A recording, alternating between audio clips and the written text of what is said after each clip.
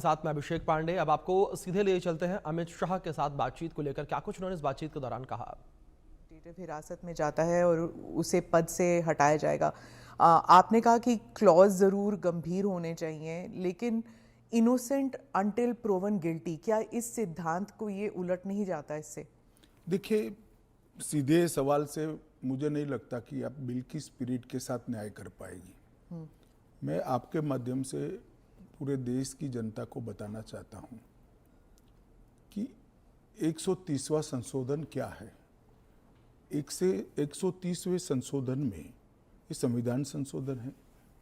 इसमें हमने एक प्रावधान किया है कि प्रधानमंत्री, मुख्यमंत्री, भारत सरकार के मंत्री या राज्य सरकार के मंत्री किसी भी गंभीर आरोप में अगर अरेस्ट होते हैं और 30 दिन तक उनको जमानत नहीं मिलती है तो मुख्यमंत्री या प्रधानमंत्री मंत्री के केस में उनको उनके स्थान से मुक्त करेंगे।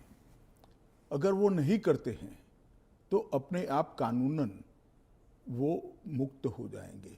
ये प्रावधान 130वें संवैधानिक संशोधन में हमने किया है। अब सबसे पहले मैं स्पष्ट कर देता हूं, संसद के अंदर चुनी हुई सरकार कोई भी विधेयक लाए या संवैधानिक संशोधन लाए, इसको सदन के सामने रखने में क्या विरोध हो सकता है। जबकि मैंने स्पष्ट कर दिया था कि इसको हम दोनों सदनों की संयुक्त समिति को सौंपेंगे। वहां आप आपके विचार व्यक्त कर सकते हैं। और दूसरा, जब इस पर मतदान हो तब आप आपका मत व्यक्त कर सकते हो, क्योंकि ये संवैधानिक संशोधन है तो 2/3 बहुमत चाहिए दोनों सदनों में, जो आपके पास नहीं है या नहीं है वो तो उस वक्त सिद्ध होगा। परंतु उस वक्त आप अपना विचार भी रख सकते हो और वोट भी कर सकते हो। किसी भी सरकार के विधेयक को या संविधान संशोधन को सदन में पेश न होने देना और इस तरह का व्यवहार करना, ये क्या लोकतंत्र में उचित है? क्या देश की पार्लियामेंट के दोनों सदन बहस के लिए है या शोरगुल और हल्ले के लिए है? मुद्दे का विरोध हमने भी देखा है, हमने भी करा है, परंतु बिल को पेश न होने देने की एक प्रकार की मानसिकता मैं नहीं मानता हूं कि ये लोकतांत्रिक है और विपक्ष को देश की जनता के सामने इसका जवाब देना पड़ेगा। उनका जो मैनर ऑफ प्रोटेस्ट है उसके बारे में मैं बाद में पूछूंगी, लेकिन ये जो गंभीर आरोपों का जो दायरा है, क्या आप स्पष्ट कर सकते हैं कि गंभीर आरोप क्या है? स्पष्ट कर सकती है क्या? हाँ, तो वही मैं आपसे तो जरा पूछिए आरोप। तो क्या आरोप हो सकते हैं? कैपिटल मतलब मर्डर, रेप, ऐसे वाले जो नहीं, पहले विपक्ष का इस बिल में विरोध क्या है वो तत्वतः आप बता सकती है क्या? इसका मूल विरोध का कारण जो विपक्ष ने मीडिया को समझाया होगा, हाँ, वो आप हमें बताइए। तो वो तो कह रहे हैं कि आप इस बिल के जरिए आप जो इलेक्टेड रिप्रेजेंटेटिव है, जिनके पास मैंडेट है और जिनका जनाधार से कनेक्शन है, आप उसको उलट रहे हैं और आप 30 डेज में आप बेल नहीं मिलेगा तो वो हट जाएंगे। और ये तो it is like political suicide या पॉलिटिकल मर्डर। देखिए, इस देश में आज एनडीए के मुख्यमंत्रियों की संख्या ज्यादा है। प्रधानमंत्री भी एनडीए के हैं, श्री नरेंद्र मोदी प्रधानमंत्री। तो ये बिल सिर्फ विपक्ष के लिए क्वेश्चन खड़ा नहीं करता, हमारे मुख्यमंत्रियों के लिए भी क्वेश्चन खड़ा करता है। मैंने जो सुना वो कह रहे कि आपके लोगों के सामने एफआईआर नहीं होती है। ये जनता को गुमराह करे। उनको मालूम है कि किसी भी व्यक्ति के खिलाफ आरोप है तो आप पब्लिक इंटरेस्ट लिटिगेशन के माध्यम से कोर्ट के सामने जा सकते हैं। कोर्ट ऑर्डर करेगी कि इनके खिलाफ एफआईआर करो। अगर ज्यादा ही गंभीर मामले हैं तो कोर्ट मॉनिटर भी करती है। इसमें पक्ष विपक्ष कहां आता है? ये एक सेकंड, मेरी बात पूरी नहीं हुई है। इसमें पक्ष विपक्ष नहीं आता है। और दूसरी बात, इसमें 30 दिन तक जमानत का प्रावधान किया गया है। अगर फर्जी टाइप का केस है तो देश की हाई कोर्ट और सुप्रीम कोर्ट आंख मूंद कर नहीं बैठे हैं। किसी भी केस में हाई कोर्ट और सुप्रीम कोर्ट को जमानत देने का अधिकार है। अगर जमानत नहीं मिलती है तो आपको पद छोड़ना पड़ेगा। मैं एएनआई के माध्यम से देश की जनता को और पूरे विपक्ष को भी पूछना चाहता हूं, क्या कोई मुख्यमंत्री, कोई प्रधानमंत्री या कोई मंत्री जेल में रहकर सरकार चला सकता है क्या? इस देश के लोकतंत्र के लिए शोभा रूप है क्या?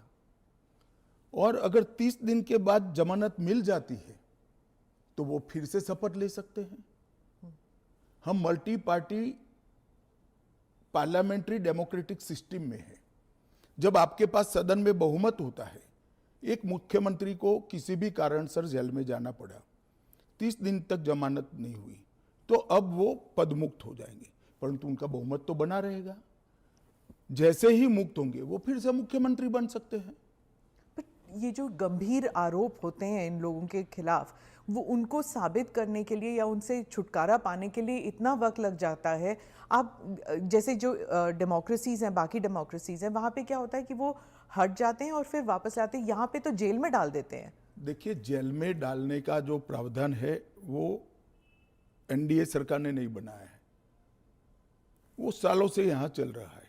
दूसरी बात कि ये जो आपने कहा कि गंभीर आरोप की व्याख्या क्या होगी, तो उसमें हमने व्याख्या कर दी है कि 5 साल से ज्यादा सजा का जहां प्रावधान है वहां पर उनको पद छोड़ना पड़ेगा।